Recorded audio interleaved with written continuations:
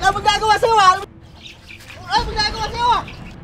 Matapos hampasin ng nag-aamok na suspect na si Philip, sina alias Jomani at alias Tonyo.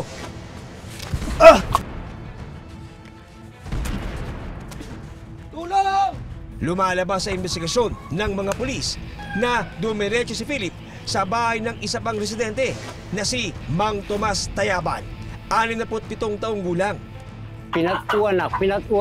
Ano na? Kaya dyan ni. Noong mga sandaling yon, nasa labas ng bahay si Mang Tomas. Tulong!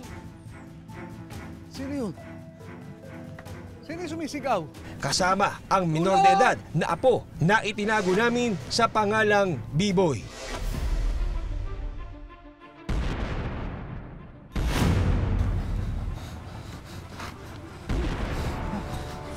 Kwento ni Lolo Tomas, walang ano-ano, bigla na lamang daw siyang tinaga ni Philip. Maristot, tagos ano, parang nanaon.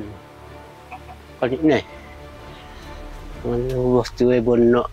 Ibabon inyong hak metito eh. Ay ninom o kadi ay natalak sa iyo na amo na mapod anom na.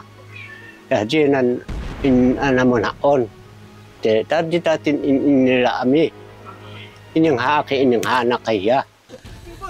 Ayon kay Lolo Tomas, tumakbo siya patungo sa bangin para mapunta sa kanya ang atensyon ng suspect at makaligtas ang apo. Lingid sa kaalaman ni Lolo Tomas, tinaga rin ni Philip si B-Boy. Yung matanda po, yung isang senior citizen, sa temporal area po yung kanya, yung taga niya. Yung bata naman po, may laceration siya sa chest, tsaka sa left thumb po niya.